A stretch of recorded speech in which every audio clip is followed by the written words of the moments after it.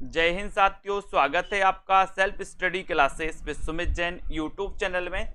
साथियों, स्टार्ट हो चुका है आज का ये सेशन। सभी साथी आ जाएं और एक बार वीडियो को लाइक कर दें। और आज हम फिर कुछ महत्वपूर्ण प्रश्नों पर चर्चा करेंगे। ठीक है, स्टार्ट करते हैं आज का ये सेशन। पद्मावत की रचना किसने की, इसके बारे में जानने वाले हैं। ठीक है, सभी लोग आ गए हैं तो फटाफट से कमेंट में बताएंगे और आज देखते हैं कौन कितने नंबर ला पाता है। ठीक है, तो पद्मावत की रचना किस शासक के शासन काल में हुई है, ये है आपका पहला क्वेश्चन। तो सभी को बताना है फटाफट से और अपने नंबर देखते जाना है कौन कितने नंबर को कवर कर पाता है, किसके आते हैं कितने नंबर। पद्मावत की रचना किस शासक के काल में हुई, इतना तो पता है कि पद्मावत के जो रचनाकार हैं वो कौन हैं, जायसी। ठीक है, और पद्मावत की रचना किस शासक के काल में हुई है ये आपको बताना है। तब आपका उत्तर यहाँ पर क्या चला जाएगा, क्या चला जाएगा, उत्तर चला जाएगा शेर शाह सूरी। शेर शाह सूरी यानी कि आपका जो सी नंबर है, सी नंबर ये बिल्कुल सही है। ठीक है, पद्मावत की रचना किस शासक के शासनकाल में हुई है, शेर शाह सूरी के। ठीक है, वेरी गुड, बहुत बढ़िया। एक नार ने अचरज किया, सांप मार पिंजरे में दिया, ये किसकी पंक्ति है, बताइए किसकी पंक्ति है। एक नार ने अचरज किया, सांप मार पिंजरे में दिया, किसकी पंक्ति है। अमीर खुसरो की, विद्यापति की, भारतेंदु की, या फिर चंद वरदाई की।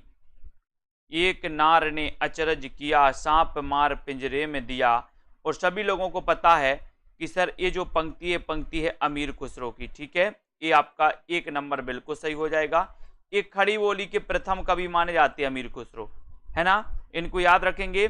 और दोस्तों आदिकाल की अंतिम अवस्था के कवि माने जाते हैं। ठीक है, ये नंबर आपका सही है। कैमास बद प्रसंग ये किस रचना में है, कैमास बद प्रसंग किस रचना में है। प्रश्न क्रमांक 3 का आपको चयन करना है। बताइए भाभी शिक्षिका जी, कैमास बद प्रसंग किस रचना में है, जल्दी से बताइए।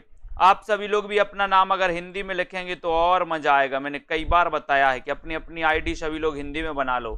ठीक है, कैमास बद प्रसंग किस रचना में है ये आपको बताना है। 3 नंबर आपको बताना है।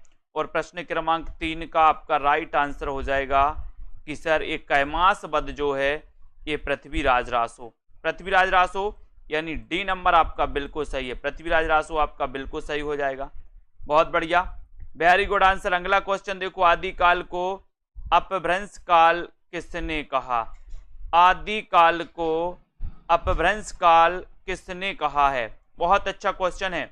आदिकाल को अपन ने देखा था वीर गाथा काल रामचंद्र शुक्ल ने, बीज वपन काल महावीर प्रसाद द्विवेदी ने, ठीक है, सिद्ध सामंत काल राहुल सांकृत्यायन ने। अब यहाँ पर अपभ्रंश काल आपसे कहा गया, अपभ्रंश काल किसने कहा है, ये प्रश्न क्रमांक 4 का आंसर। और 4 में अपभ्रंश काल, तो आपको यहाँ पर सही उत्तर हो जाएगा, क्या नंबर हो जाएगा कि सर अपभ्रंश काल धीरेन्द्र वर्मा और गुलेरी जी ने भी इसे अपभ्रंश काल कहा है दोस्तों। ठीक है, तो याद रख लेना, आदिकाल को अपभ्रंश काल गुलेरी जी ने भी कहा है और धीरेन्द्र वर्मा ने जी भी कहा है। अपन ने पढ़ा था ना, धीरे से गोली मारो। ठीक है, बहुत बढ़िया। अगला क्वेश्चन, हिंदी भाषा में लिखा गया हिंदी साहित्य का पहला इतिहास कौन सा है। हिंदी भाषा में लिखा गया हिंदी साहित्य का पहला इतिहास कौन सा है। हिंदी साहित्य का आलोचनात्मक इतिहास, the modern vernacular literature of Hindustan, Mishra Bandhu Vinod, या फिर स्यो सिंह सरोज। हिंदी भाषा में लिखा गया हिंदी साहित्य का पहला इतिहास कौन सा है। प्रश्न क्रमांक 5 का उत्तर बताना है। और 5 में आपने लगा दिया कि सर यहाँ पर आपको उत्तर लगाना है स्यो सिंह सरोज। इसके रचनाकार कौन है, तो स्यो सिंह सेंगर हैं। ठीक है, आपको याद रख लेना। और इसका रचना काल भी आपको कमेंट में लिखना है। बिल्कुल सही आंसर बता रहे हैं आप लोग, वेरी गुड, बहुत बढ़िया। अगला क्वेश्चन, महावीर प्रसाद द्विवेदी ने आदिकाल को क्या संज्ञा दी। आदिकाल को क्या संज्ञा दी? प्रश्न क्रमांक 6 का आंसर आपको महावीर प्रसाद द्विवेदी ने। बहुत अच्छा क्वेश्चन है, पूछा ही जाता है, लगभग सभी से बनेगा, है ना। महावीर का पूछा है तो महावीर का अपन को पता है कि सर महावीर ने तो अहिंसा के बीज बोए। अहिंसा के क्या बोए? बीज बोए। बीज से क्या बनेगा? बीज से बीज वपन काल। बीज वपन काल महावीर प्रसाद द्विवेदी। ठीक है, तो यहां पर 6 नंबर का ए कौन बता रहा है? ये कल्पना वर्मा जी 6 का ए बता रहे हैं आदिकाल। और कौन बता रहा है? ये नहीं, बीज वपन काल कहा है, बीज वपन काल। वेरी गुड, बहुत बढ़िया। आलोचक की आस्था के रचनाकार कौन है? आलोचक की आस्था, आलोचक की आस्था ये किसकी रचना है? डॉक्टर नगेंद्र की, नामवर सिंह की, हजारी प्रसाद द्विवेदी या फिर रामविलास शर्मा? आलोचक की आस्था के रचनाकार कौन है? ये क्वेश्चन तो कई बार पूछा जाता है। प्रश्न क्रमांक 7 में आंसर बताना है। बताइए, आलोचक की आस्था के रचनाकार कौन है?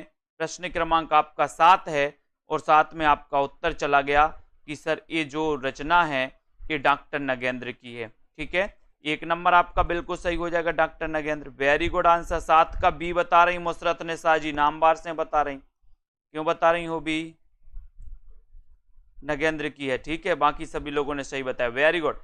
तुलसीदास खंड काव्य के रचयिता कौन है? तुलसीदास खंड काव्य है। ठीक है, अभी रचना किसकी है ये आपको बताना है। एक तुलसीदास कवि हैं, वो अलग हैं। ठीक है, तुलसीदास खंड काव्य के रचनाकार कौन है? तुलसीदास खंड काव्य के रचनाकार निराला, तुलसी, रामधारी सिंह दिनकर या फिर मैथिली शरण गुप्त। और बहुत सारे लोग सही आंसर बता रहे हैं कि सर ये तुलसीदास जो रचना है, तुलसीदास बड़े निराले कवि थे। कैसे कवि थे? निराले। ठीक है, तो निराले से हो जाएगा निराला, यानी ये नंबर आपका बिल्कुल सही है। 1 number right answer. Very good. Dinkar कौन बता रहा है? जो आकाश जी दिनकर बता रहे। बहुत बढ़िया, तुलसीदास दिनकर की रचना है। आकाश जी बहुत बढ़िया, यही सब देख रहे हैं हम सब लोगों का। तुलसीदास की रचना मैंने कई बार बताया, तुलसीदास निराले कवि हैं और ये निराले की रचना है, खंड काव्य है, कई बार पूछा गया। अगला देखो, डॉक्टर रामकुमार वर्मा ने हिंदी साहित्य का आलोचनात्मक इतिहास में चित्रण किया है। बताइए कहां से कहां तक चित्रण किया है? रामकुमार वर्मा, आपसे क्वेश्चन आता है कि हिंदी साहित्य का आलोचनात्मक इतिहास, इसके रचनाकार कौन है? इसके रचनाकार कौन है?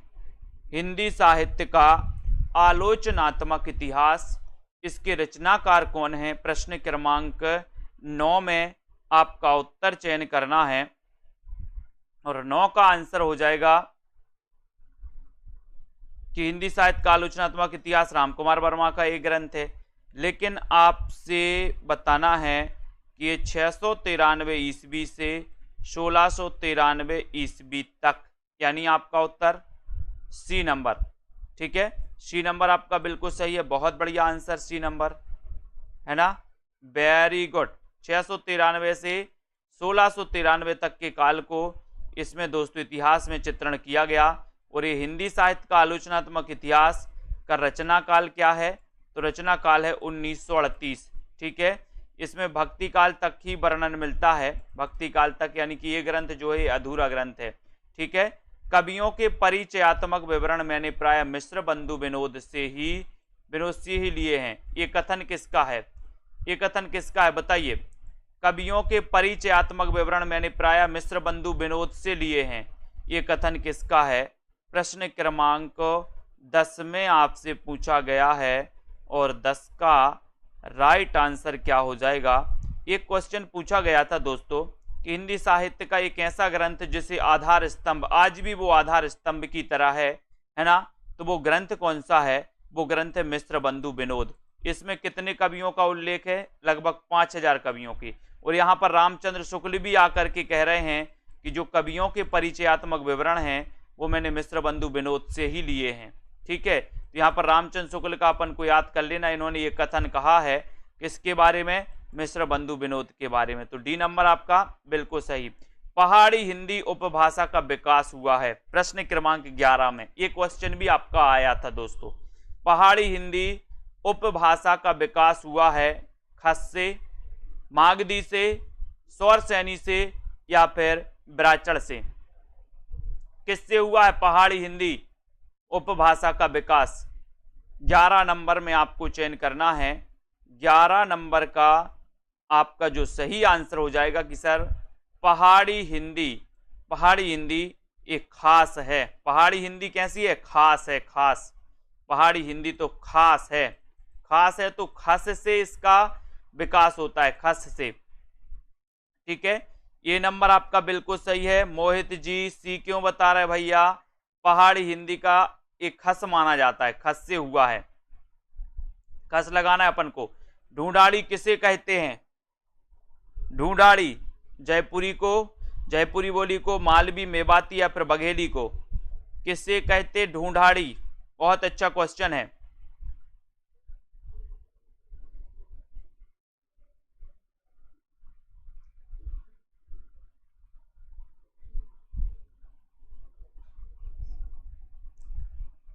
ढूंढाड़ी किसे कहते हैं?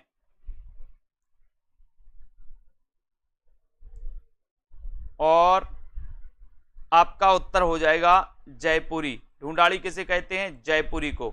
यानी ये नंबर आपका जयपुरी बिल्कुल सही हो जाएगा। ठीक है, वेरी गुड। खड़ी बोली को मर्दानी भाषा किसने कहा? अच्छा क्वेश्चन है। खड़ी बोली को मर्दानी भाषा किसने कहा है?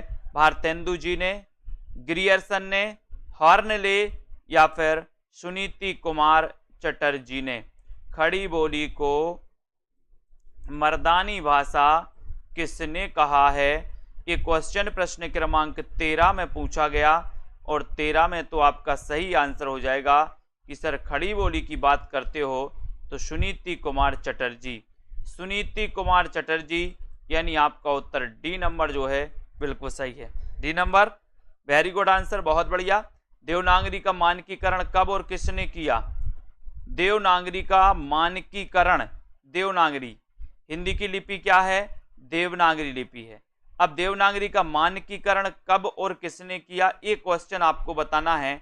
लाइक कर देना है एक बार वीडियो को अपने मित्रों तक, और दोस्तों सभी लोग बताएंगे प्रश्न क्रमांक 14 का आंसर, और 14 में आपका उत्तर हो जाएगा कि सर देवनागरी लिपि का जो मानकीकरण हुआ है वो 1966 ईस्वी में केंद्रीय हिंदी निदेशालय, यानी आपका उत्तर बी नंबर बिल्कुल सही है। बी नंबर, ठीक है, बहुत बढ़िया। अगला क्वेश्चन है, भक्ति काल ना तो तदयुगीन पराजित हिंदू पराजित की निराशा से उद्दुलित है और ना ही इस्लाम की प्रतिक्रिया है, ये किसकी उक्ति है? बताओ। भक्ति काल ना तो तदयुगीन पराजित हिंदू जाति की निराशा से दोस्तों इसका उद्भव हुआ, ना ही इस्लाम की प्रतिक्रिया है, ये कथन किसका है? तो प्रश्न क्रमांक आपका 15 है और 15 का उत्तर बताना है। ये प्रतिक्रिया है, ये तो स्वाभाविक देन है, ये तो स्वाभाविक है। ठीक है, ये क्वेश्चन आपको बताना है। तो देखो बहुत सारे लोग क्या बता रहे हैं 15 का आंसर में। 15 का आंसर देखो, पूनम जी ने सही बताया है। कौन बता रहा है? बी नंबर विश्वास मलिक जी, वेरी गुड। प्रमोद सैनी जी, सुषमा शुक्ला जी, बहुत बढ़िया। सुजाता जी, तो यहाँ पर आपका सही उत्तर होगा हजारी प्रसाद द्विवेदी। ठीक है, भक्ति आंदोलन ना तो तदयुगीन पराजित हिंदू जाति की निराशा का दोस्तों उदय है, ना इस्लामिक प्रतिक्रिया का परिणाम है, ये तो स्वाभाविक है ना तो ये स्वाभाविक माना है किसने? हजारी प्रसाद द्विवेदी। बी नंबर, इस प्रकार से भी आपका क्वेश्चन आ सकता है। तो यहाँ पर उत्तर बी नंबर सही हो जाएगा। उत्तर अपभ्रंश का आपको बताना है कि उत्तर अपभ्रंश को पुरानी हिंदी किसने कहा? प्रश्न क्रमांक 16 में। अब यहाँ पर थोड़ा सा अलग पूछा गया है, उत्तर अपभ्रंश को पुरानी हिंदी किसने कहा? देखो क्वेश्चन थोड़ा सा घुमाया गया, बाकी तो क्वेश्चन सही है। उत्तर अपभ्रंश को पुरानी हिंदी किसने कहा है? ये क्वेश्चन है आचार्य चतुर्सेन शास्त्री ने, ग्रियर्सन ने, चंद्रधर शर्मा गुलेरी ने, या फिर इनमें से कोई नहीं। तब आपका सीधा आंसर यहां पर जा रहा है कि सर उत्तर अपभ्रंश को पुरानी हिंदी तो कहा है किसने? गुलेरी जी ने। सी नंबर सही हो जाएगा। वेरी गुड, है ना। और साहित्यिक अपभ्रंश को किसने कहा है?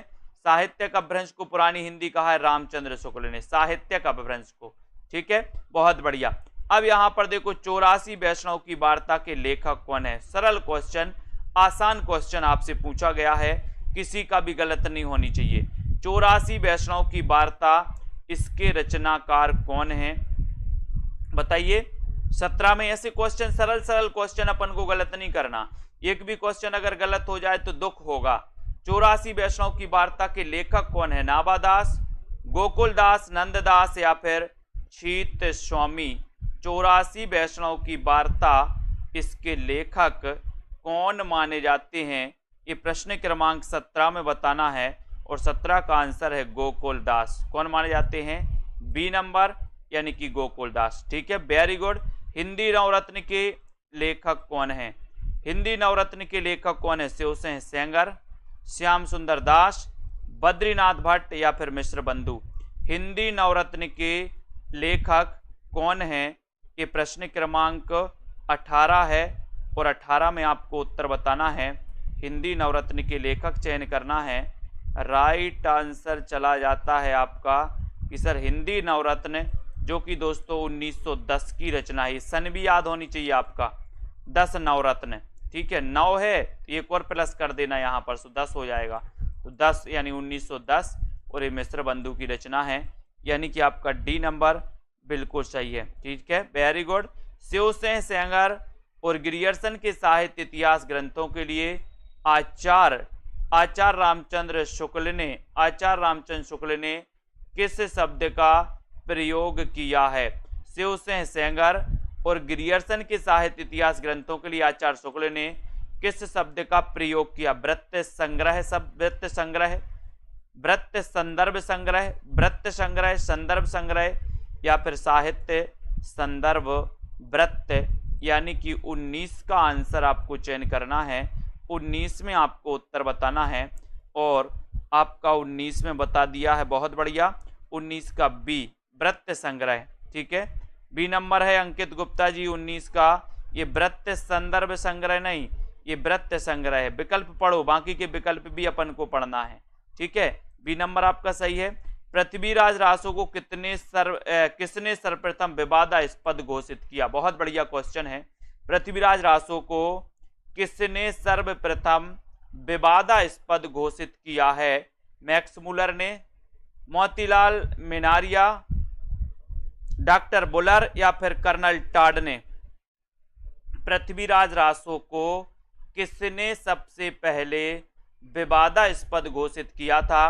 प्रश्न क्रमांक 20 का आंसर, और 20 में आपका सही आंसर चला गया। और विवादास्पद सबसे पहले घोषित किया था किसने? बहुत बढ़िया, वेरी गुड आंसर। सभी लोगों का आंसर लगभग सही आ रहा कि सबसे पहले डॉक्टर बुलर ने इसको विवादास्पद घोषित किया। सी नंबर आपका सही हो जाएगा। ठीक है, पृथ्वीराज रासो को हिंदी का पहला महाकाव्य किसने माना? और इसमें अध्यायों का नाम क्या है? अध्यायों का नाम भी बताना है। तो बताओ, पृथ्वीराज रासो को हिंदी का पहला महाकाव्य किसने माना और इसमें अध्यायों का नाम क्या है? बताएं। प्रश्न क्रमांक 21 का आंसर आचार्य शुक्ल ने, समय, आचार्य द्विवेदी संकल्प, गौरीचंद हीराचंद ओझा सर्ग, इनमें से कोई नहीं। देखते हैं कौन कौन यहाँ अटकता है। देखो कमला ठाकुर जी सी बता रही हैं, बहुत बढ़िया। और बताओ, सत्येंद्र जी भी सी बता दिए, इनने भी। और बताओ कौन बता रहा है? सी बता दिए कौन? आरती वर्मा जी बता दी सी। ठीक है, बहुत बढ़िया, सी बता दिए सौरभ वर्मा जी। ऐसा नहीं करना है। पृथ्वीराज रासो जो कि हिंदी का पहला महाकाव्य है, इसको दोस्तों प्रथम महाकाव्य आचार्य शुक्ल ने माना। और इसमें जो सर्ग हैं या जो अध्याय हैं उन्हें समय कहा जाता है। तो आपका उत्तर ए नंबर बिल्कुल सही हो जाएगा। यहाँ पर ए नंबर सही हो जाएगा। चरम व्यक्तिवाद ही प्रयोगवाद का केंद्र बिंदु है। ये कथन किसका है? मैं यही चाहता हूं दोस्तों कि जितने भी क्वेश्चन आए, जितने भी अपन क्वेश्चन पढ़ रहे हैं, उनमें से एक दो क्वेश्चन आपके मुश्किल से अगर गलत हो जाएं तब आपकी तैयारी सही है। और अगर आप बहुत सारे क्वेश्चन गलत कर रहे हैं, 8-10 क्वेश्चन गलत कर रहे हैं, तो आपकी तैयारी में कमी है। ठीक है, चरम व्यक्तिवाद ही प्रयोगवाद का केंद्र बिंदु है। ये कथन किसका है? प्रश्न क्रमांक 22 का आंसर अपन को चयन करना है। 22 में सभी लोग बताएंगे राइट आंसर क्या हो जाएगा। 22 में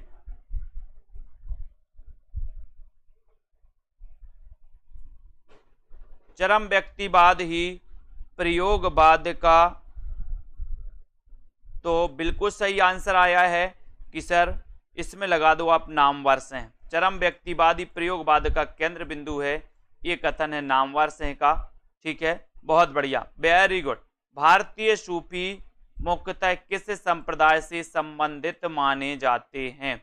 भारतीय सूफी मुख्यतः किस संप्रदाय से संबंधित माने जाते हैं? इबादत से, विद्य से, वेसरा से, या फिर वारकरी से? भारतीय जो सूफी हैं किस संप्रदाय से संबंधित माने जाते हैं? 23 का आंसर बताना है।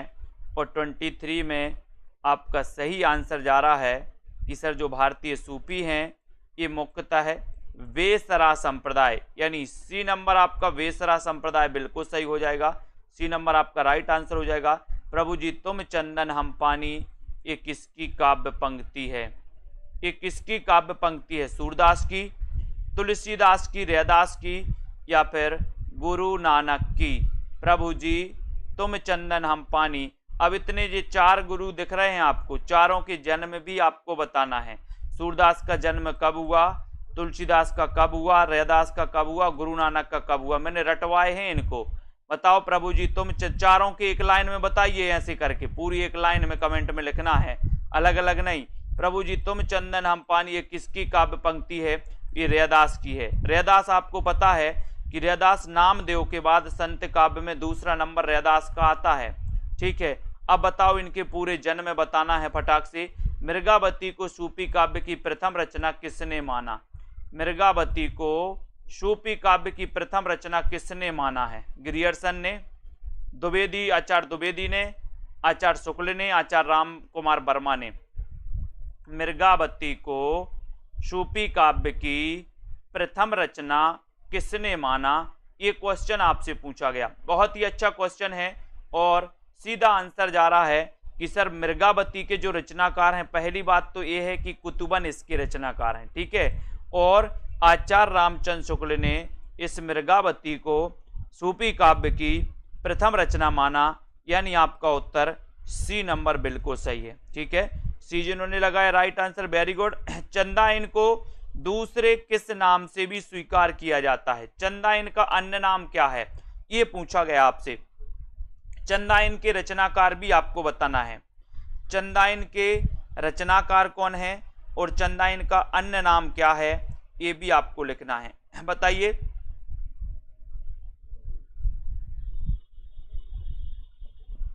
चंदाइन का नाम क्या है? और आपका सीधा आंसर जा रहा है कि सर इसका जो अन्य नाम है वो अन्य नाम है लोर कथा या लोर कहा। डी नंबर सही है। चंदाइन के रचनाकार कौन है बताइए? चंदाइन के रचनाकार चंद हसीनों के खतूत, ये किसकी रचना है? चंद हसीनों के खतूत, बहुत बढ़िया, मुल्ला दाऊद की, वेरी गुड। चंद हसीनों के खतूत ये किसकी रचना है? 4 विकल्प हैं। चंद हसीनों के खतूत बताना है। कुरैशी जी बताइए, चंद हसीनों के खतूत ये रचना किसकी है? प्रश्न क्रमांक 27 की। और 27 में चंद हसीनों के खतूत ये जो रचना है, ये रचना है ये नंबर यानी कि पांडे बेचन शर्मा उग्र की। किसकी है? पांडे बेचन शर्मा उग्र की रचना है। 1 नंबर आपका बिल्कुल सही हो जाएगा। ठीक है, वेरी गुड। कौन सा उपन्यास ऐतिहासिक नहीं है? कौन सा उपन्यास ऐतिहासिक नहीं है? पुनर्नवा, मृगनयनी, सन्यासी, या फिर सिंह सेनापति। कौन सा उपन्यास ऐतिहासिक नहीं है? 28 का आंसर। और बहुत ही बढ़िया प्रश्न आपसे पूछा गया है और आपका उत्तर है कि वो उपन्यास है सन्यासी। सन्यासी उपन्यास ऐतिहासिक नहीं है, ठीक है। पुनर्नवा है, मृगनयनी है, सिंह सेनापति भी है, ठीक है। अब इनके पूरे रचनाकार भी आपको बताना है। पुनर्नवा हजारी प्रसाद का है, मृगनयनी वृंदावन लाल वर्मा का है, सन्यासी का रचनाकार आपको बताना है शिव सेनापति राहुल सांकृत्यायन, ठीक है। अब सन्यासी ये किसका दोस्तों उपन्यास है, जल्दी से बताओ सन्यासी उपन्यास किसका है।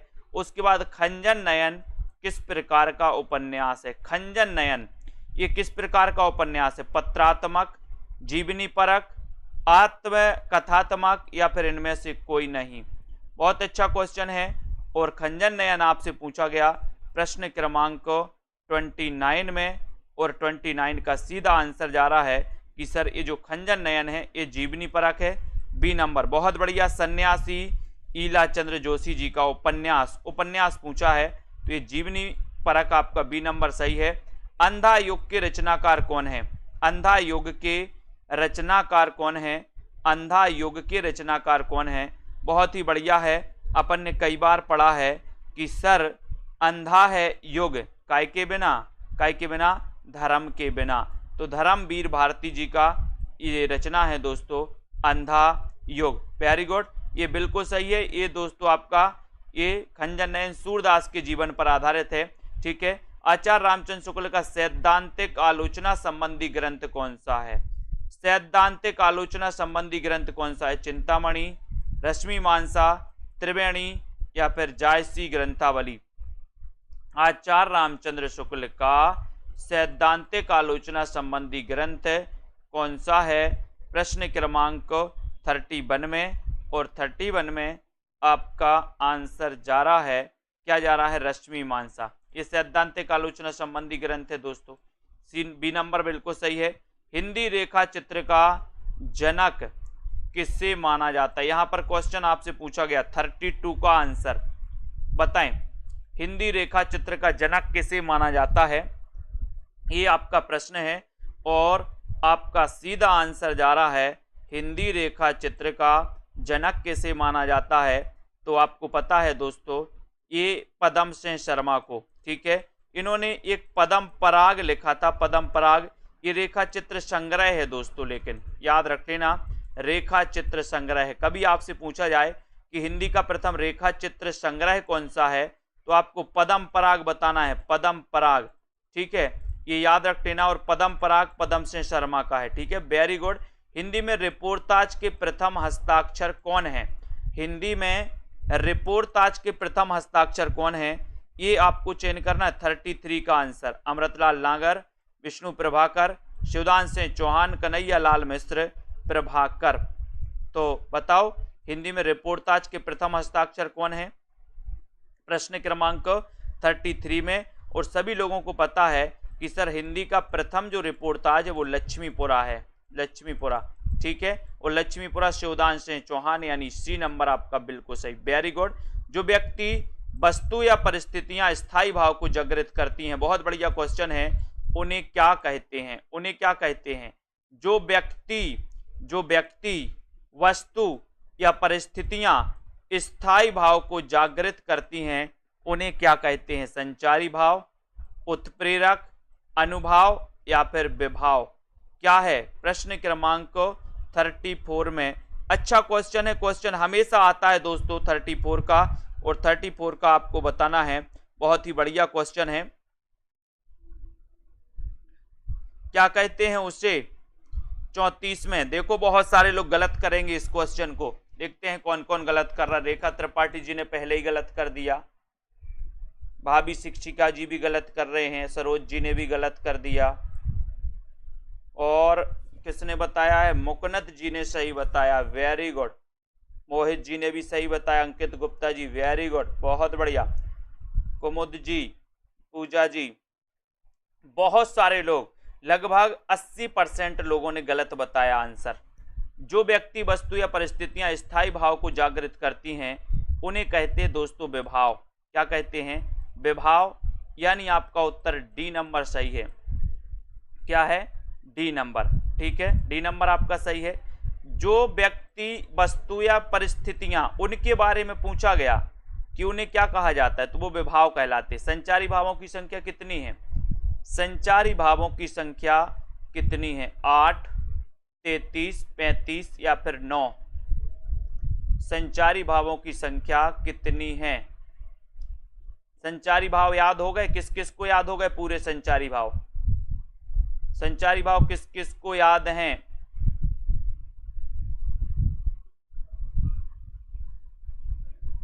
संचारी भाव, और संचारी भाव होते हैं कितने? 33। किस किस को याद है संचारी भाव? ये आपका यहाँ पर बी नंबर बिल्कुल सही है, 33 सही है। ठीक है, और एक क्वेश्चन आया था कि छल नामक इस संचारी भाव किसने माना दोस्तों? 34वां।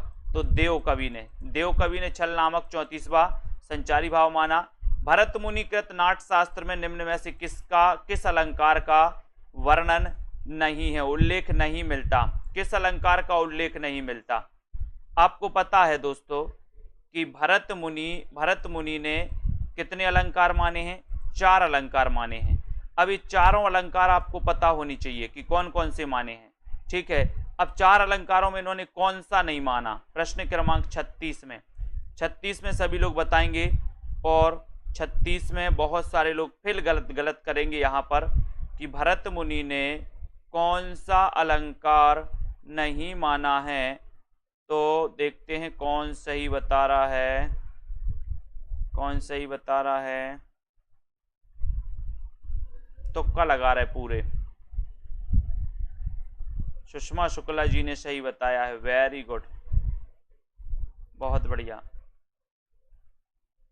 एक दो लोगों ने सही बताया। यमक को दोस्तों इन्होंने अलंकार की श्रेणी नहीं माना, यानी बी नंबर आपका सही हो जाएगा, यमक। ठीक है, यमक को नहीं माना।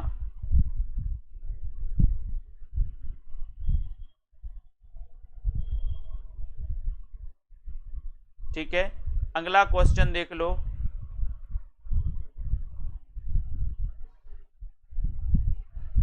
यहां पर आ जाओ। जहां एक शब्द अनेक बार आए उसके अर्थ भिन्न भिन्न हो, वहां कौन सा अलंकार होता है? प्रश्न क्रमांक 37 का बताइए, सही है क्या? 37 का आंसर आपको चयन करना है, जल्दी बताएं फटाक से।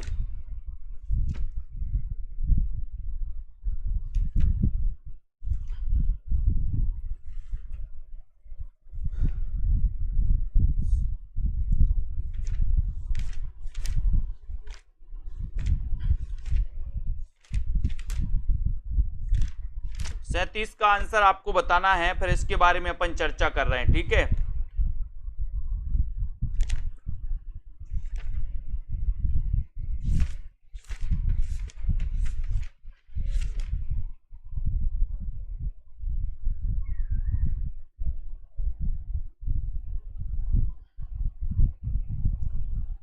यहां पर आपको जहां एक शब्द अनेक बार आए और उसके अर्थ भिन्न हो, तो वहां पर आपका 37 का उत्तर क्या हो जाएगा? 37 यानी कि 37 का आंसर, और 37 में यहां पर यमक अलंकार हो जाएगा। ठीक है, डी नंबर आपका सही है, वेरी गुड। इसके बारे में अपन चर्चा कर रहे हैं, अभी 36 नंबर का है ना। ठीक है, ओके। हिंदी में रीति सिद्धांत के प्रथम प्रस्तोता कौन है? हिंदी में रीति सिद्धांत के प्रथम प्रस्तोता कौन है, जल्दी से बताओ।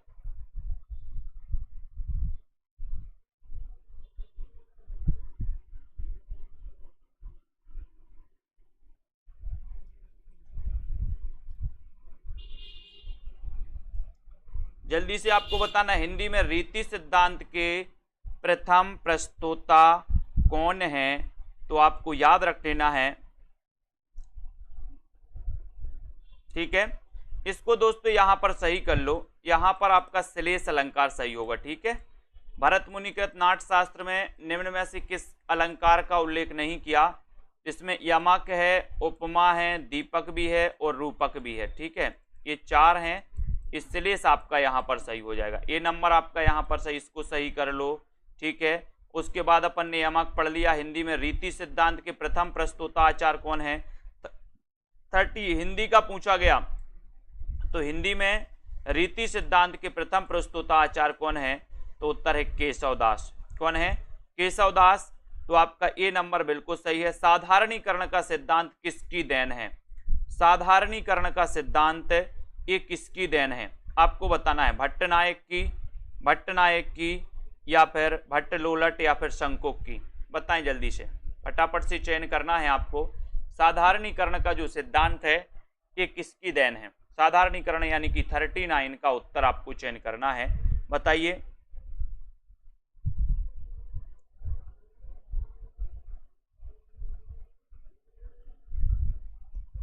खंजन नयन सूरदास के जीवन पर आधारित है और मानस का हंस ये तुलसीदास के जीवन पर आधारित है, ठीक है। साधारणीकरण का सिद्धांत यानी कि 39 का आंसर, और 39 में आपका उत्तर हो जाएगा कि सर भट्टनायक। किसने? भट्टनायक। ए नंबर सही है। ये सिद्धांत किसकी देन है? 1 नंबर राइट आंसर। अनुकरण सिद्धांत के प्रणेता हैं, अनुकरण सिद्धांत के प्रणेता कौन है? क्रोचे, रिचर्ड्स, अरस्तु या फिर कॉलरिज? बताएं। अनुकरण सिद्धांत के प्रणेता कौन है? सभी लोगों को याद हो गया कि भरत मुनि ने कौन कौन से 4 अलंकार माने हैं? कौन कौन से माने हैं? उपमा, ठीक है, रूपक, है ना, यमक और दीपक, ठीक है। ये अपन को याद रखते ना, ये 4 अलंकार माने, क्वेश्चन ऐसे ही आएगा आपका, ठीक है। उपमा, रूपक, यमक और दीपक, ठीक है, इनको याद रख लेना। और अनुकरण सिद्धांत ये 40 का आंसर है। 40 में आपका सही आंसर जा रहा है कि सर इसमें अरस्तु लगा दो, यानी कि सी नंबर लगा दो। वेरी गुड आंसर, बहुत बढ़िया। साहित्य ज्ञान राशि का संचित कोश है, ये किसकी उक्ति है? साहित्य ज्ञान राशि का संचित कोश है, ये किसकी उक्ति है? ये बताना है 41 में, ठीक है। और यहां पर आपका संचित कोश है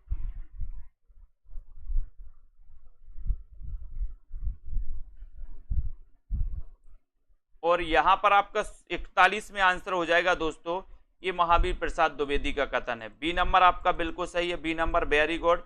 रस सूत्र के व्याख्याकारों का सही अनुक्रम क्या है? 42 में बताइए। 42 में आपको चयन करना है। और रस सूत्र के जो दोस्तों रस सूत्र जो दिया है वो किसने दिया? भरत मुनि ने। और इनके व्याख्याकारों का क्रम बताना है, तो क्रम में आपका सबसे पहले कौन हो जाएंगे दोस्तों? बताइए। अब ये तो कट गए, ये तो आपने काट दिया, बच्चे 2। अब बच्चे 2 में कौन आएंगे सबसे पहले? बताओ क्या हो जाएगा सही आंसर रस सूत्र के व्याख्याकारों में?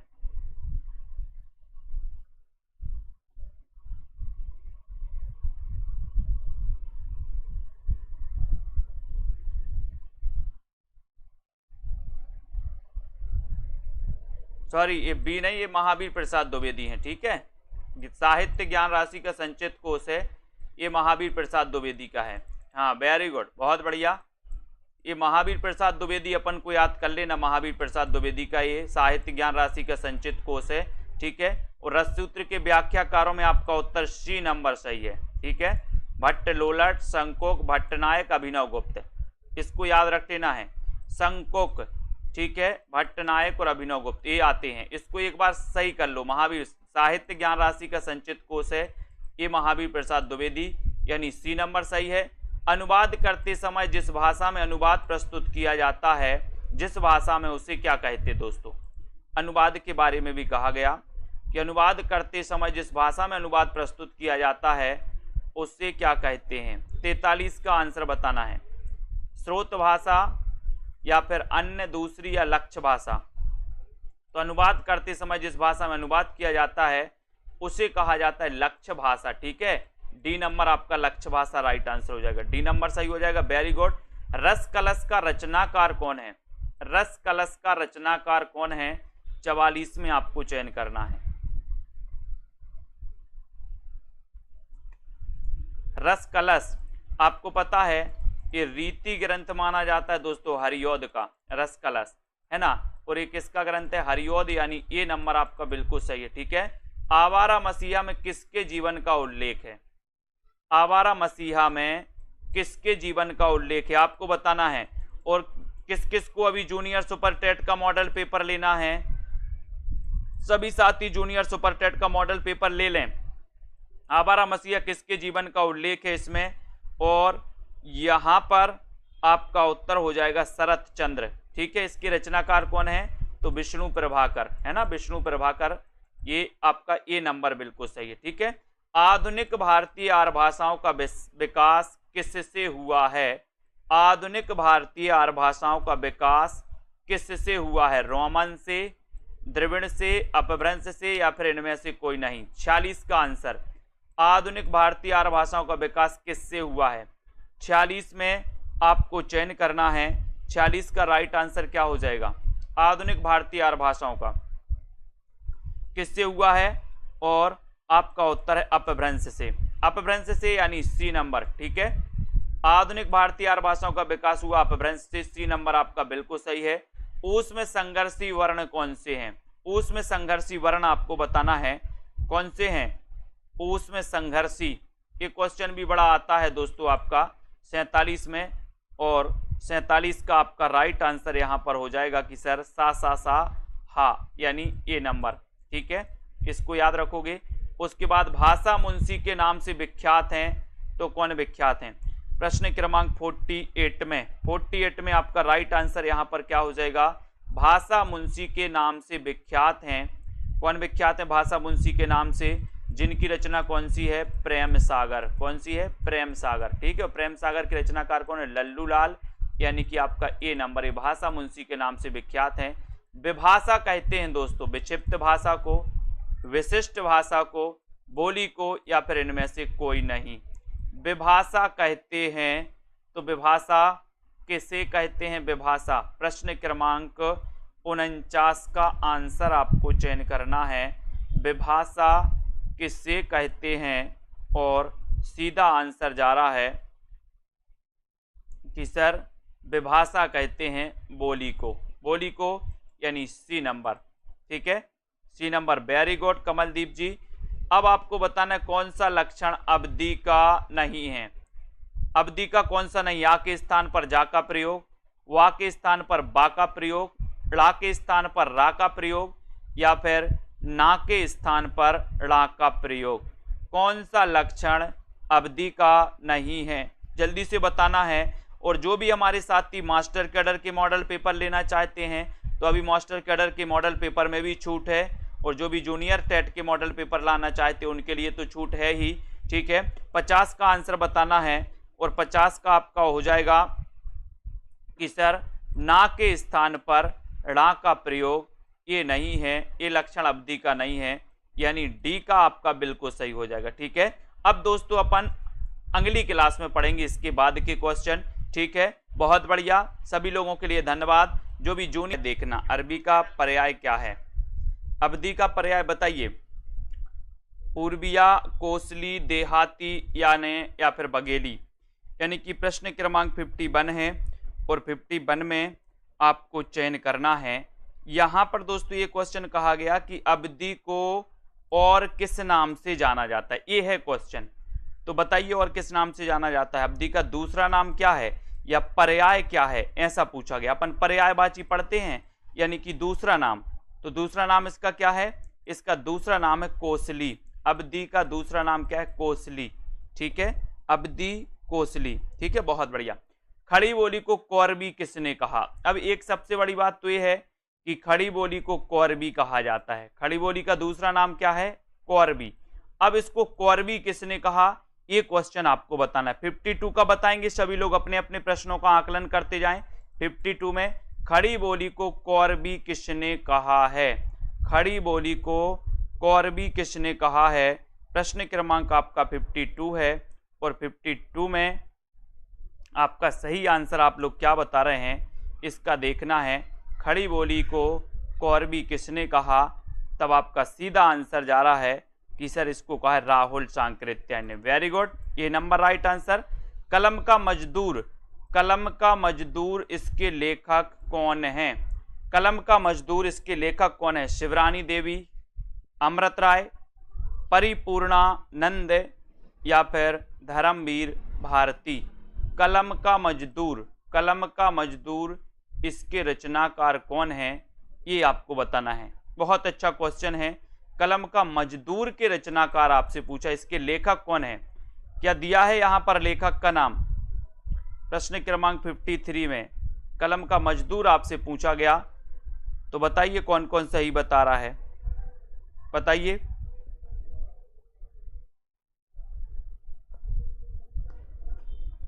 बहुत बढ़िया।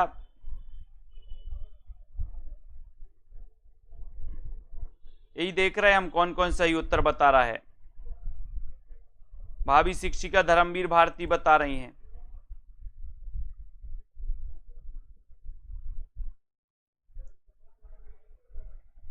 बहुत बढ़िया। जिन्होंने ये अमृत राय बताया है उनको धन्यवाद। ऐसा नहीं बोल सकते कि सर इसमें तो ऑप्शन ही नहीं है, यानी कि मदन गोपाल इसका सही उत्तर होगा दोस्तों। कलम का मजदूर के रचनाकार मदन गोपाल हैं। माँ से मजदूर और माँ से मदन गोपाल, ठीक है।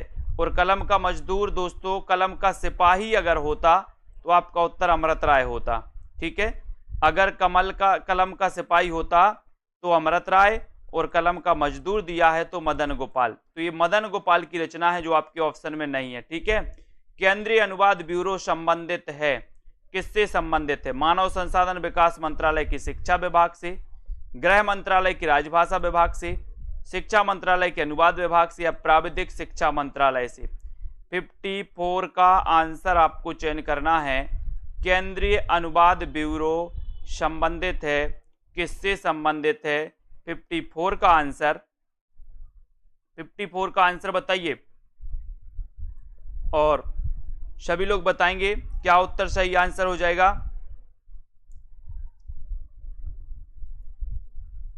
और सही उत्तर है कि सर गृह मंत्रालय की राजभाषा विभाग से संबंधित है, यानी बी नंबर आपका यहां पर सही हो जाएगा। बी नंबर सही यहां पर, गृह मंत्रालय की राजभाषा विभाग, बी ये अनुवाद ब्यूरो, केंद्रीय अनुवाद ब्यूरो, ठीक है। मेरी असफलताएं किसकी आत्मकथा है? मेरी असफलताएं किसकी आत्मकथा है? वियोगी हरि, बाबू गुलाब राय, महात्मा गांधी, सुभाष चंद्र बोस। बताइए।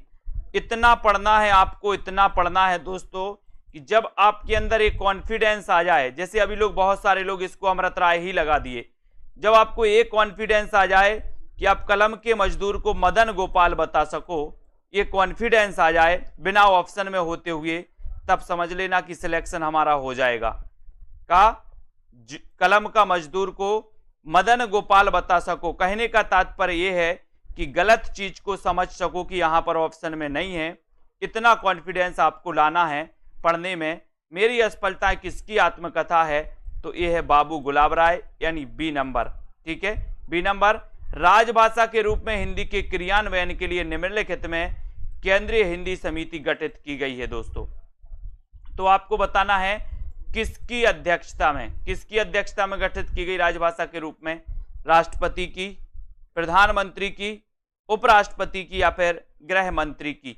यानी कि 56 का आंसर आपको चयन करना है। 56 का आपका सही आंसर क्या हो जाएगा? राजभाषा के रूप में हिंदी के क्रियान्वयन के लिए निम्न में से किसकी अध्यक्षता में? तो वो है दोस्तों प्रधानमंत्री की अध्यक्षता में, ठीक है।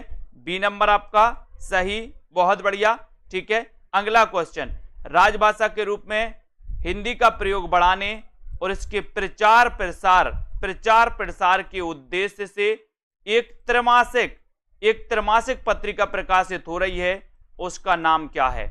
उसका नाम क्या है दोस्तों? राजभाषा हिंदी का प्रयोग बढ़ाने और इसके प्रचार प्रसार के लिए एक पत्रिका प्रकाशित हो रही है, उसका नाम क्या है? राजभाषा भारती, राजभाषा हिंदी, राजभाषा प्रसार, या राजभाषा प्रबोध? यानी कि 57 का आंसर आपको चयन करना है। 57 में आपका सही आंसर क्या हो जाएगा? कौन सी पत्रिका प्रकाशित हो रही है? प्रश्न क्रमांक 57।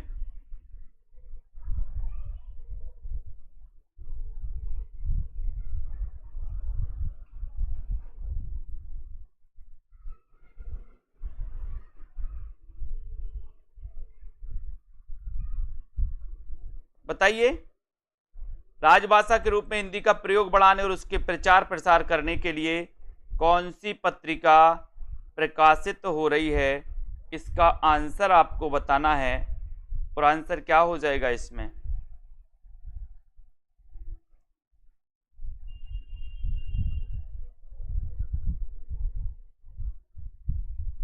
ठीक है, तो इसका आंसर अभी सी नंबर लगा लो दोस्तों आपका, राजभाषा प्रसार। इसके बारे में हम आपको बताएंगे। ठीक है, इसका थोड़ा सा डाउट लग रहा है, अभी मैं आपको बता रहा हूं।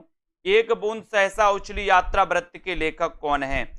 एक बूंद सहसा उछली यात्रा वृत्त के लेखक कौन है? एक बूंद सहसा उछली यात्रा वृत्त के जो लेखक हैं वो लेखक कौन है, वो आपको बताना है। बहुत अच्छा क्वेश्चन है और आपका सीधा आंसर जा रहा है कि सर एक बूंद सहसा उछली जो यात्रा वृत्त है ये अज्ञेय जी का है। बी नंबर आपका बिल्कुल सही हो जाएगा, बी नंबर आपका सही है। बहुत बढ़िया आंसर। अगले क्वेश्चन की ओर जाते हैं अपन। मिश्र बंधु विनोद में सम्मिलित कवियों की संख्या कितनी है? मिश्र बंधु विनोद में सम्मिलित कवियों की संख्या कितनी है? जल्दी बताओ। लगभग 1000, लगभग 3000, लगभग 4000 या फिर लगभग 5000? बिल्कुल सरल क्वेश्चन है, बहुत बढ़िया क्वेश्चन है और यहां पर आपका उत्तर है कि सर लगभग 5000। ठीक है, डी नंबर आपका सही है। वेरी गुड, बहुत बढ़िया। अगला क्वेश्चन देखते हैं, है ना। इसका आंसर आप राजभाषा भारती लगाओ दोस्तों, ये आपका ए नंबर सही है। राजभाषा के रूप में हिंदी प्रयोग बढ़ाने और इसके प्रचार प्रसार के लिए राजभाषा भारती, राजभाषा भारती ए नंबर जिन्होंने बताया था उनका आंसर बिल्कुल सही है। ए नंबर लगा लो इसमें, ए नंबर। वेरी गुड, राजभाषा भारती। ठीक है, उसके बाद अज्ञेय हो जाएगा और यहां लगभग 5000। अति सूदो स्नेह को मारक किसकी पंक्ति है? अति सूदो स्नेह को मारक ये पंक्ति किसकी है? अति सूदो स्नेह को मारक ये पंक्ति किसकी है? बताइए, घनानंद की है या फिर बिहारी की है, सूरदास या फिर तुलसीदास की है? बताएं किसकी पंक्ति अति सूदो स्नेह को मारक? ये प्रश्न क्रमांक 60 में अपन को चयन करना है और 60 में आपका सीधा आंसर जा रहा है कि सर आपका उत्तर है यहां पर घनानंद। ठीक है, ये number right answer. Very good, बहुत बढ़िया। संवेदनात्मक ज्ञान और ज्ञानात्मक संवेदन सूत्र का प्रयोक्ता कौन है? संवेदनात्मक ज्ञान और ज्ञानात्मक संवेदन सूत्र का प्रयोक्ता कौन है? 61 में अज्ञेय, धूमिल, मुक्तिबोध, विजय देव नारायण शाही। बहुत अच्छा क्वेश्चन है दोस्तों, प्रश्न क्रमांक 61 में लगभग सभी से बनेगा। संवेदनात्मक ज्ञान और ज्ञानात्मक संवेदन सूत्र के प्रयोक्ता कौन है? और 61 में आपका सही आंसर जा रहा है मुक्तिबोध। मुक्तिबोध यानी सी नंबर आपका बिल्कुल सही है, मुक्तिबोध राइट आंसर। मुंशी प्रेमचंद के उर्दू उपन्यास चौगाने हस्ती का अनुवाद जिन्होंने दोस्तों किस नाम से किया? चौगाने हस्ती का बताना है किस नाम से किया? मुंशी प्रेमचंद के उर्दू उपन्यास चौगाने हस्ती का अनुवाद किस नाम से किया? रंगभूमि नाम से, प्रेमाश्रम, सेवा सदन या फिर गबन नाम से? 62 का आंसर चयन करना है। मुंशी प्रेमचंद के उर्दू उपन्यास चौगाने हस्ती का अनुवाद किस नाम से किया? 62 का उत्तर बताना है और 62 में आपने बताया कि सर रंगभूमि नाम, यानी ये नंबर आपका बिल्कुल सही है। ठीक है, ये नंबर राइट आंसर। बंगाल का अकाल रिपोर्टाज किसका है? बंगाल का अकाल रिपोर्टाज किसका है? बहुत अच्छा क्वेश्चन है। किसका माना जाता है? 63 में बंगाल का अकाल ये रिपोर्टाज किसका है, ये आपसे पूछा गया है। और बताइए कुरैशी जी, बंगाल का अकाल, बोले सर ये बंगाल का अकाल आया है उस वहां पर प्रकाश करना है, प्रकाश, तो प्रकाश चंद्र गुप्त। बी नंबर आपका सही हो जाएगा, बी नंबर। ठीक है, राइट आंसर।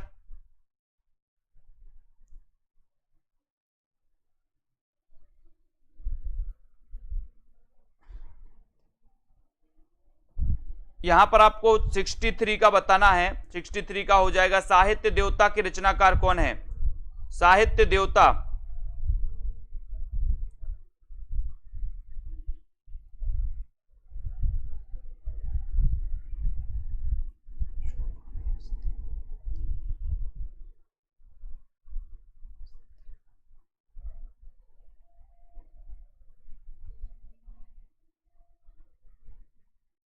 साहित्य देवता के रचनाकार कौन है, इसका आंसर बताना है।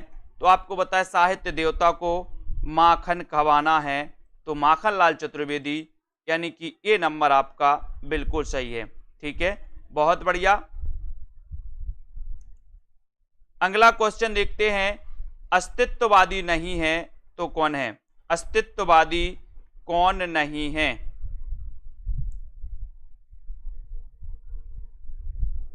अस्तित्ववादी कौन नहीं है, ये आपको बताना है।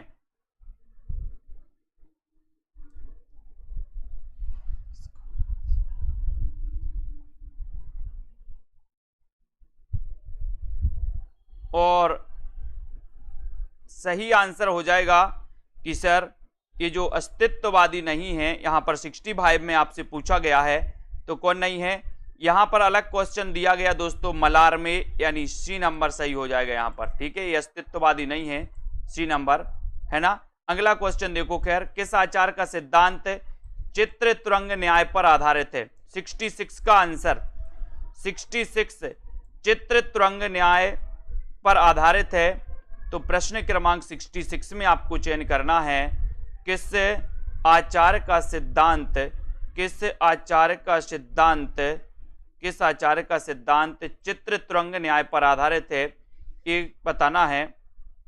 और प्रश्न क्रमांक 66 में आपका उत्तर हो जाएगा शंकोक, है ना। इनका चित्र तुरंग न्याय पर आधारित है, ये नंबर आपका बिल्कुल सही है, ये नंबर।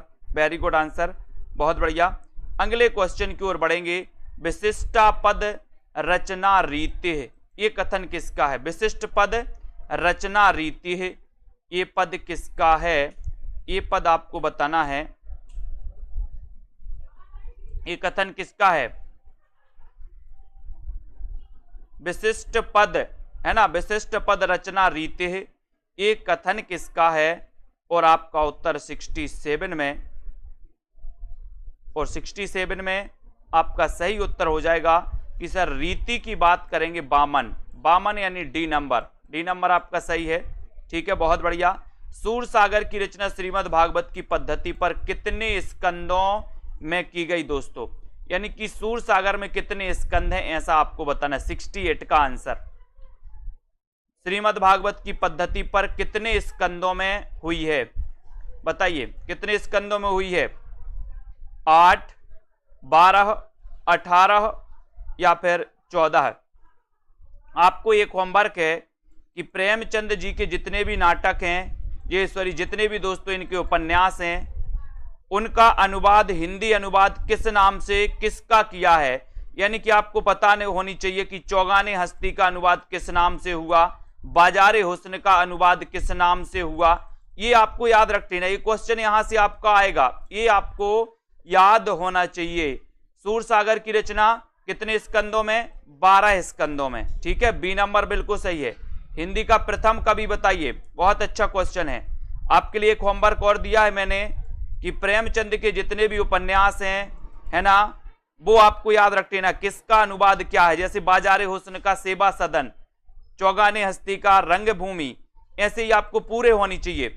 हिंदी का प्रथम कवि कौन है? 69 का आंसर, 69 में। और 69 में आपका उत्तर सभी को पता है, सरायपा किसने माना? राहुल सांकृत्यायन ने। ठीक है, हिंदी का प्रथम मौलिक उपन्यास कौन सा है? हिंदी का प्रथम मौलिक उपन्यास कौन सा है? प्रश्न क्रमांक 70, 70 का आंसर। तो लगभग सभी को पता है कि सर हिंदी का प्रथम मौलिक उपन्यास की बात आप कर रहे हो, तो परीक्षा गुरु, इसका रचना काल क्या है? 1882। रचनाकार कौन है? श्रीनिवास दास। ठीक है, तो आपका बी नंबर परीक्षा गुरु सही है। है ना, इसको याद रख लेना। उसके बाद आगे आती विज्ञान गीता, ये किसकी रचना है? 71 में विज्ञान गीता ये किसकी रचना है? चिंतामणि, भूषण, केशव या फिर मतीराम? 71 का आंसर विज्ञान गीता के रचनाकार कौन है? और 71 में आपका उत्तर चला गया केशवदास। ठीक है, केशवदास जो कि रीति काल के प्रवर्तक माने जाते हैं। लोग हैं लागी कवित्त बनावत, मोहितो मेरे कवित्त बनावत, ये पंक्ति किसकी है? ये पंक्ति बताना है आपको। लोग हैं लागी कवित्त बनावत, मोहितो मेरे कवित्त बनावत, इस पंक्ति के रचनाकार कौन है? दोस्तों मैं भी एक लिस्ट बना रहा हूं कि क्या क्या चीजें हैं जो आपको अंदर से याद होनी चाहिए। जैसे पूरे संचारी भाव आपको याद होनी चाहिए, पूरे सात्विक भाव आपको याद होनी चाहिए, 9 रसों के स्थायी भाव आपको याद होनी चाहिए। ठीक है, उसके बाद दोस्तों आपको जितने उपन्यास जो उनका अनुवाद हुआ है किस नाम से हुआ वो भी याद होनी चाहिए। तो मैं एक इसकी लिस्ट बना रहा हूं कि क्या क्या अंदर से, जैसे कामायनी के 15 सर्ग हैं वो आपको पूरे याद होनी चाहिए, जो अंदर से क्वेश्चन आते हैं, है ना। तो यहां पर 72 का आंसर है। 72 का आपको बताना है कि लोग हैं लागी कवित्त बनावत और मोहित तो मेरी कवित्त बनावत, साकेत शीर्षक महाकाव्य का अर्थ क्या है? ये साकेत महाकाव्य है 12 सर्गों का, किसका है? मैथिली शरण गुप्त का। ठीक है, और राम काव्य पर आधारित दूसरा महाकाव्य दोस्तों रामचरितमानस के बाद। ठीक है, साकेत याद रख लेना, 1931 इसका रचना काल है ना। और इस महाकाव्य का अर्थ क्या है? तो आपको पता ही है कि सर इसका अर्थ है अयोध्या, यानी ये नंबर आपका सही है। ठीक है, और आप लोग भी लिस्ट बनाइए और हमें भी बताइए कि क्या क्या रह गया है, क्या क्या ऐसी चीजें हैं जिनको अंदर से पढ़ना चाहिए। हिंदी साहित्य में हालाबाद का आगमन किसके प्रभाव से माना गया? हिंदी साहित्य में हालाबाद का आगमन किसके प्रभाव से माना गया? आगे आने वाले एग्जामों में जो आपकी गलतियां होती, जो आपसे गलतियां हो रही हैं, उन गलतियों को अपन को पकड़ना है कि गलतियां कहां से हो रही हैं, और वो लिखना है कि हमें इन चीजों को अलग से पढ़ना है, गहराई से पढ़ना है। हालाबाद का आगमन किसके प्रभाव से माना जाता है? प्रश्न क्रमांक 74 में, और सीधा आंसर आपका जा रहा है 74 में कि सर ये जो हालाबाद है जिसके हिंदी में प्रवर्तक हरिवंश राय बच्चन हैं, और ये फारसी साहित्य का प्रभाव, यानी कि ये नंबर आपका सही है। ठीक है, वेरी गुड। कौन प्रगतिवादी कवि नहीं है? प्रगतिवादी कवि कौन नहीं? अज्ञे, सुमित्रानंदन पंत निराला या फिर शिवमंगल सिंह सुमन? प्रगतिवादी कवि कौन नहीं है? बहुत अच्छा क्वेश्चन है। प्रगतिवादी की बात हो रही है 75 में, और आपको पता है कि सर अज्ञे तो प्रयोगवादी हैं, इसलिए आपका उत्तर भी ए नंबर चला जाता है। Very good. वह साहित्यकार जिसने नई कविता के रूप में नए नए नामों को सूचीबद्ध करते हुए 45 नामों का उल्लेख किया है, बताइए वह साहित्यकार कौन सा है जिसने नई कविता के लिए 45 नामों का उल्लेख किया? दोस्तों बताएं वो साहित्यकार कौन है? प्रश्न क्रमांक 76 में, और 76 में आपका उत्तर हो जाएगा जगदीश गुप्त। कौन है वो साहित्यकार? जगदीश गुप्त। सी नंबर आपका सही उत्तर हो जाएगा, सी नंबर राइट आंसर हो जाएगा। विद्यापति ने अपनी किस कृति को कहानी कहा है? विद्यापति ने अपनी किस कृति को कहानी कहा है? ये क्वेश्चन आपसे पूछा गया है। विद्यापति की दोस्तों आपको पता है पदावली मैथिली में, कीर्ति लता, कीर्ति पताका, अबहट्ट में रचित रचनाएं हैं। ठीक है, तो इन्होंने अपनी किस कृति को कहानी कहा? ये क्वेश्चन आपसे पूछा गया 77 में, और आपका उत्तर हो जाएगा कीर्ति लता, यानी डी नंबर आपका सही है। ठीक है, D number, very good. Prithviraj Raso को सुख सुखी संवाद के रूप में रचित मानने वाले जो हैं वो कौन है? अच्छा क्वेश्चन है। पृथ्वीराज रासो जो कि रामचंद्र शुक्ल ने इसे हिंदी का प्रथम महाकाव्य माना है, ठीक है, और इसको सुख सुखी संवाद के रूप में रचित मानने वाले जो विद्वान है 78 में, वो विद्वान कौन है? उन विद्वान का नाम आपको बताना है। 78 का उत्तर आपको बताना है, और 78 में आपका उत्तर चला गया कि सर पृथ्वीराज रासो को सुख सुखी संवाद के रूप में रचित मानने वाले जो विद्वान हैं वो विद्वान है हजारी प्रसाद द्विवेदी, यानी कि ये नंबर देखो लोकेश जी शुक्ल जी लगा रहे हैं, शुक्ल जी नहीं हजारी प्रसाद द्विवेदी, ये नंबर। ठीक है, जायसी के किस काव्य में देवनागरी वर्णमाला के एक एक अक्षर को एक एक अक्षर को दोस्तों लेकर के सैद्धांतिक बातें कही गई हैं। बताइए, जायसी के किस काव्य में देवनागरी वर्णमाला के एक एक अक्षर को सैद्धांतिक बातें कही गई? आखिरी कलाम, अखरावट, मधुमालती या फिर इनमें से कोई नहीं, यानी कि 79 में। और आपको पता है वर्णमाला के एक एक अक्षर से संबंधित पूछा गया तो आपका उत्तर है अखरावट। अखरावट यानी बी नंबर आपका सही है। ठीक है, B number, very good.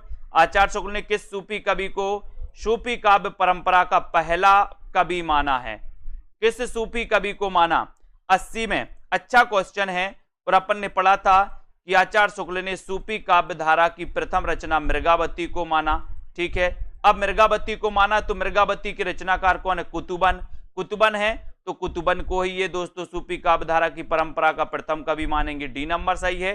Doctor Ramkumar Verma ने किसे सूफी काव्य परंपरा का प्रथम कवि माना है? रामकुमार वर्मा ने किसको सूफी काव्य परंपरा का प्रथम कवि माना है? जायसी को, नूर मोहम्मद को, मुल्ला दाऊद को या फिर कुतुबन को?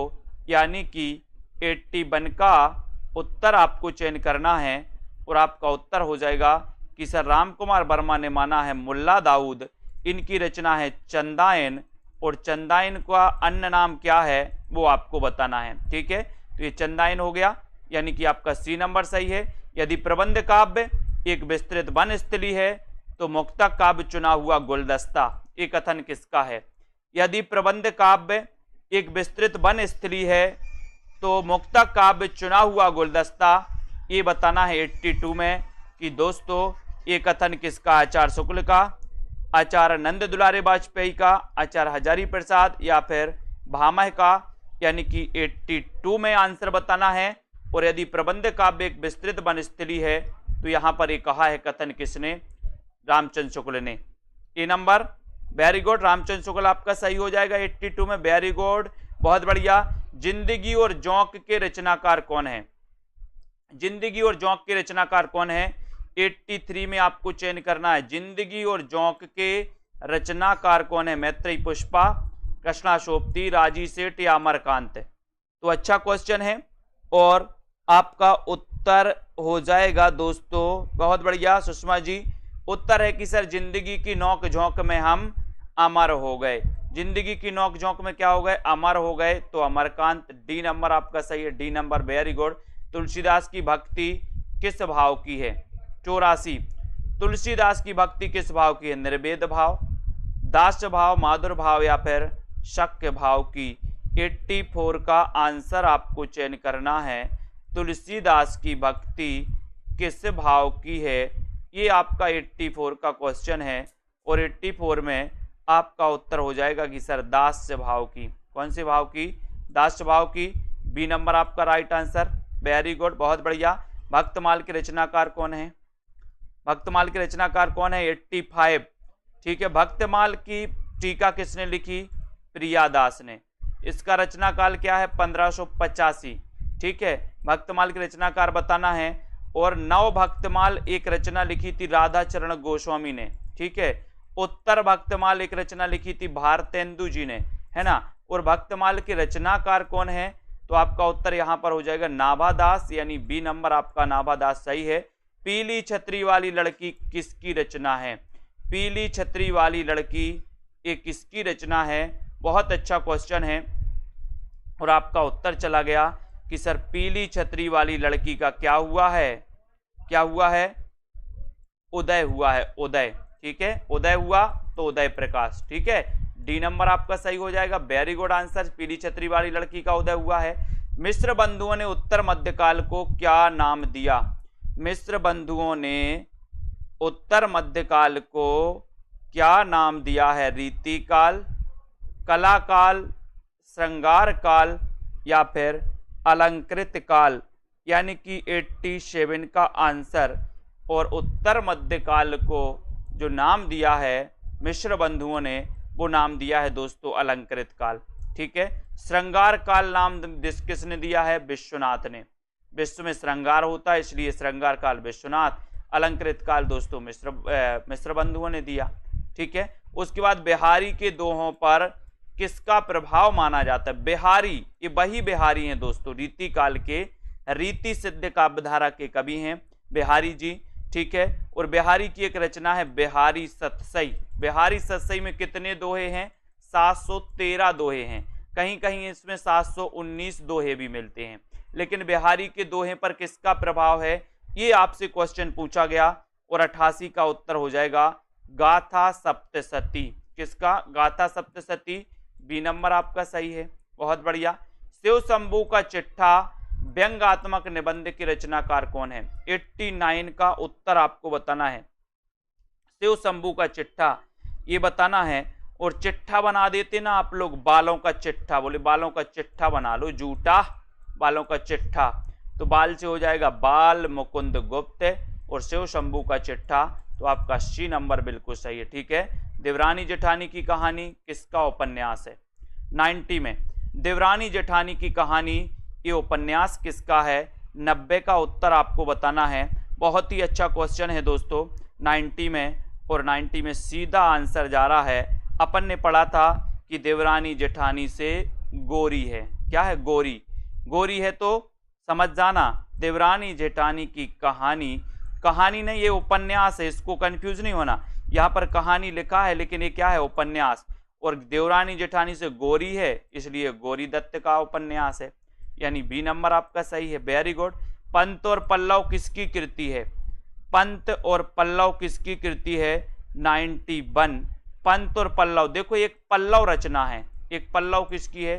पल्लव है दोस्तों अपने पंत जी की, पंत जी की है, जिसको छायावाद का मैनिफेस्टो कहा जाता है, ठीक है। छायावाद का घोषणा पत्र कहा जाता है, जिसका रचना काल 1928 है।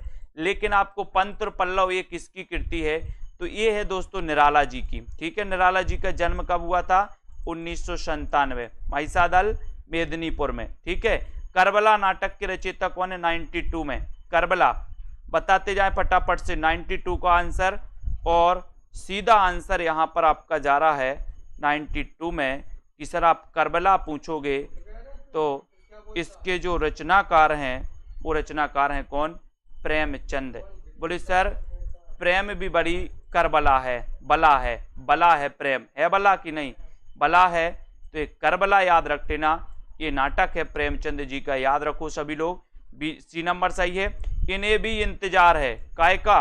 बताइए। इन्हें भी इंतजार है मार्कंडे, शिव प्रसाद से, रामवृक्ष बैनीपुरी, या फिर नामवर से हैं? इन्हें भी इंतजार है, काहे का इंतजार है? इन्हें भी काहे का इंतजार है बताओ? प्रश्न क्रमांक 93, और आपका सही उत्तर हो जाएगा कि सर इन्हें भी इंतजार है शिव के प्रसाद का, शिव के प्रसाद का, यानी बी नंबर शिव प्रसाद से हैं, आपका सही आंसर चला जाएगा। बी नंबर आपका राइट आंसर हो जाएगा। हंसा जाई अकेला, हंसा जाई अकेला के रचनाकार कौन है? मार्कंडे, रघुवीर सहाय, शिव प्रसाद सिंह, धर्मवीर भारती, यानी कि 94 का उत्तर बताना है हंसा जाई अकेला। अगर हंसा अकेला जा रहा तो मारकंडे, कंडे हैं आप लोगों के घर की नहीं है, नहीं तो पत्थर मारने लगो। बोले सर हंसा अकेला जाई तो मारकंडे, हंसा अकेला जाई तो मारकंडे, ये नंबर आपका सही हो जाएगा, ठीक है। ये नंबर आपका बिल्कुल सही हो जाएगा, बहुत बढ़िया आंसर। फिर अगला क्वेश्चन, 1 इंच मुस्कान उपन्यास है, किसका उपन्यास है? 95। 1 इंच मुस्कान ये किसका उपन्यास है? ये 95 में आपको बताना है। और बहुत ही बढ़िया क्वेश्चन जाएगा कि सर 1 इंच मुस्कान, 1 इंच मुस्कान, इसके जो रचनाकार हैं वो कौन है? बताइए ये कैसी रचना मानी जाती है, ये भी आप लोग बता दो। 1 इंच मुस्कान जो रचना है दोस्तों, यहां पर तो आपको बताना है विकल्प अनुसार, ठीक है। तो ये मन्नू भंडारी और राजेंद्र यादव का, ठीक है, यानी कि आपका ये संयुक्त रूप से इन्होंने लिखा था 1 इंच मुस्कान, ठीक है, बहुत बढ़िया। राग दरबारी के रचनाकार कौन है? राग दरबारी बनेगा सभी से, राग दरबारी। दरबार में मेरा लाल बैठा है, लाल, तो राग दरबारी के रचनाकार कौन है? ये क्वेश्चन आपसे पूछा गया है प्रश्न क्रमांक 96 में, और 96 में आपका उत्तर है श्रीलाल शुक्ल। ए नंबर राग दरबारी श्रीलाल शुक्ल, ये बिल्कुल सही है, बहुत बढ़िया। अजय की डायरी, ये अजय की डायरी, अजय की डायरी के लेखक कौन है? अजय की डायरी, बहुत बढ़िया है, अजय की डायरी देव। तो उत्तर क्या हो जाएगा आपका 97 में? बहुत बढ़िया क्वेश्चन है। अजय की डायरी के रचनाकार कौन है? यशपाल, डॉक्टर देवराज, नागार्जुन। इन्हें नागार्जुन को पता है, आपने पढ़ा है, तालाब की मछलियां इनकी रचना है नागार्जुन की। और दोस्तों इन्हें आधुनिक काल का कबीर भी कहा जाता है, आधुनिक काल का कबीर, ठीक है। और ये अजय की डायरी देव, तो डॉक्टर देवराज, ठीक है, डॉक्टर देवराज, यानी कि आपका जो ये मनोविश्लेषणवादी उपन्यासकारों में नाम आता है डॉक्टर देवराज का। कौन कौन से मनोविश्लेषणवादी? जैनेन्द्र कुमार, ठीक है, अग्गे, ईलाचंद्र जोशी, ठीक है, और डॉक्टर देवराज। ये चार जो हैं ये मनोविश्लेषणवादी उपन्यासकारों में आते हैं, जो आपको पता होनी चाहिए, ठीक है। उसके बाद झूठा सच, झूठा सच ये किसका उपन्यास है? 98 में झूठा सच, यशपाल, नागार्जुन, रांगे राघव, उदय शंकर भट्ट, झूठा सच। तो बहुत अच्छा क्वेश्चन है 98 में, और 98 का आंसर आपका सही हो जाएगा झूठा सच। ये किसका उपन्यास है 98 में? और आपका सही उत्तर है यशपाल का, यशपाल, यानी कि 1 नंबर आपका बिल्कुल सही है, ठीक है, वेरी गुड, 1 नंबर। अगला क्वेश्चन देखो, मुर्दों का टीला, इसके रचनाकार कौन है? मुर्दों का टीला, मुर्दों का टीला, इसके रचनाकार कौन है ये बताना। झूठा सच, बिल्कुल गोविंद जी, ये भारत विभाजन पर आधारित है, ठीक है। मुर्दों का टीला, इसके 99 का उत्तर आपको बताना है। और बोले सर मुर्दों का टीला रांगे राघव, रांगे राघव, बी नंबर, ठीक है। ये फणीसुरनाथ रेणु कैसे उपन्यासकार हैं? आंचलिक उपन्यासकार हैं, ठीक है। हिंदी का प्रथम आंचलिक उपन्यास कौन सा है? मेला आंचल, मेला आंचल, ठीक है। ये मुर्दों का टीला ये रांगे राघव जी की रचना है, यानी कि आपका उत्तर बी नंबर बिल्कुल सही है, ठीक है, वेरी गुड। चित्रलेखा किसकी रचना है? चित्रलेखा, अच्छा क्वेश्चन है दोस्तों। भगवती चरण वर्मा, राम वृक्ष बैनीपुरी। 2 क्वेश्चन यहां से आपसे पूछे जाएंगे, एक तो आपको बताना है चित्ररेखा और एक बताना है चित्रलेखा, ये दोनों ही बताइए। चित्ररेखा के रचनाकार कौन है और चित्रलेखा के रचनाकार कौन है? प्रश्न क्रमांक आपका 100 है। 100 नंबर में आपको यहां पर तो आप बिल्कुल सही बता दोगे कि सर चित्रलेखा की बात कर रहे हो, तो उत्तर हो जाएगा भगवती चरण वर्मा, चित्रलेखा यानी कि भगवती चरण वर्मा। लेकिन यहां आप पटक जाओगे, देखते हैं कौन कौन सही बताता है। बहुत बढ़िया आंसर भगवती चरण वर्मा। कौन कौन ने कितने गलत किए हैं वो जरा हमें बता दो। और सुषमा मौर्य जी ने उत्तर बताया राम कुमार वर्मा। चित्ररेखा राम कुमार वर्मा और चित्रलेखा भगवती चरण वर्मा, कंफ्यूज नहीं होना, ठीक है, याद रखते ना, रेखा वाला राम कुमार है और लेखा वाला भगवती। लेखा जोखा रहता ना भगवती के पास कि आप क्या लेखा, आप क्या पाप कर रहे, क्या पुण्य कर रहे, तो भगवती के पास लेखा जोखा, ठीक है। और चित्ररेखा ये राम कुमार वर्मा का है, ठीक है, ये राम कुमार वर्मा की रचना है।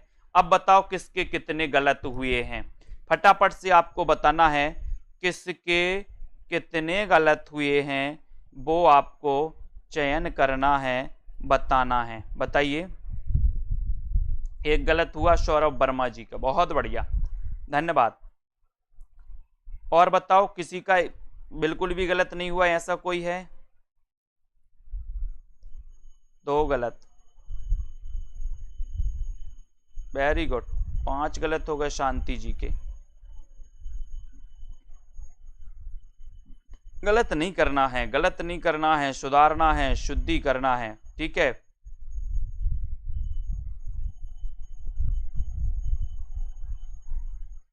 ये छोटी छोटी जो गलतियां हो रही हैं 3 4 5 की, 2 3 4 की, इनको सुधारना है, इनको सुधारो, ठीक है, बहुत बढ़िया। तो सभी लोगों के लिए धन्यवाद, इसी प्रकार से अध्ययन करते रहें, थोड़ा सा अपने आप पे ध्यान दो। और हिंदी साहित्य जब पढ़ रहे हो तो हमेशा के लिए हिंदी साहित्य पढ़ो, ठीक है, हिंदी साहित्य को छोड़ो मत। अगर आपका हिंदी साहित्य, अगर आपको सिलेक्शन लेना है वास्तव में आगे, तो आप हिंदी साहित्य को छोड़ो मत। आगे क्या करना है आपको दोस्तों, निरंतर अध्ययन करते रहना है। आपका निश्चित ही आज नहीं तो कल सिलेक्शन पक्का होगा। और आप छोड़ोगे, बार बार एग्जाम आएगा, फिर पढ़ाई करोगे, फिर आएगा, तो ऐसे में दोस्तों आप पढ़ाई नहीं कर पाते। आपका अध्ययन बहुत अच्छा होनी चाहिए, ठीक है। तो आपको पढ़ाई छोड़ना नहीं है। आपको पढ़ाई अगर सिलेक्शन लेना है तो निरंतर अध्ययन करना है, और सिलेक्शन उन्हीं का होता है जो निरंतर अध्ययन और जिनका अध्ययन अच्छा होता है, ठीक है। तो सभी को धन्यवाद।